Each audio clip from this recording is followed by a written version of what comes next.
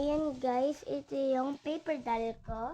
Welcome to my cat doll house. Ayan guys ha. Ayan. Nakatago siya dyan. Ayan siya. Ay, nakabado siya guys. Ito siya kapag walang damit. Pangalan niya si Hello Meow. Pangalan niya si Kitty Cat. Si Luna. Ayan siya guys. Oh. Ayan, explore ko ikaw sa dollhouse ko. Biglang nakadukot kasi. Ito, dining table. Papaupo. Marami siyang pagkain dito. Kaya mabubuti talaga. Papaupo ko naman na siya guys.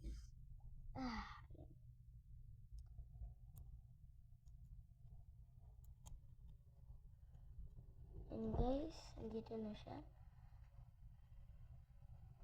Wait lang guys.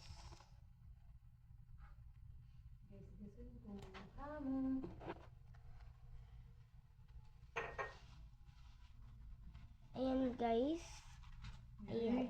Ara lang, mga ano, di ba nakamusta sa table? Sama ano ako? Ayos ako yun. Ara, uya mo. Pwede uya mo, masaka mo. Ayan, ito yung closet niya. Wait lang. Uya,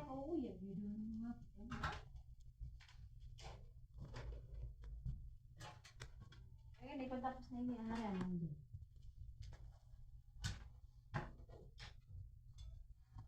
Ayan guys.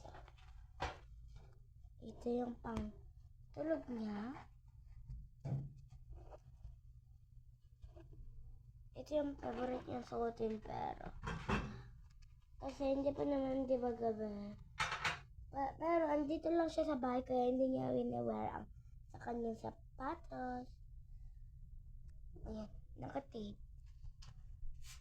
Apple lang yan guys. Hindi pa kasi siya kumain. Guys, tomorrow na lang gagawa ng bathroom kasi pinalis na kami. Kasi malapit na daw yung tatay ko.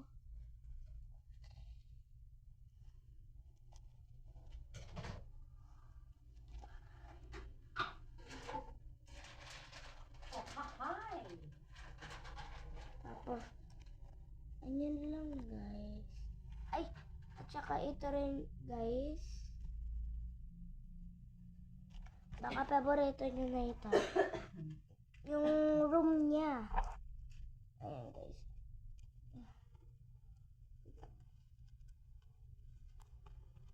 Ayan, may ganyan siya.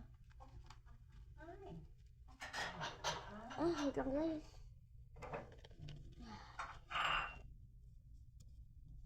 Luna naman.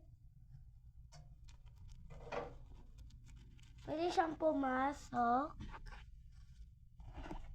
Pwede siyang mahiga sa labas. Tapos ayan guys. Dead end. Kunin ko naman na si Luna. At saka ilalagay ko na siya dito. Pwede siyang tumago dito guys. Wait lang guys. May kukunin lang ako. Ayan guys. Anong i-rate nyo dito sa Eliza's dollhouse ko to? Eliza, welcome to my Eliza's cat dollhouse. Ang favorite ko dito. Tara dito daw, miming. Ayan guys. Hindi po nakakapangalan. Basta Luna ang nickname niya. Pero hindi ko talaga alam ang pangalan. Pero guys, kung may naisip kayong pangalan, sabi niyo lang po sa comment section. At saka, like and subscribe. Apa kayo? Okay po guys. Bye!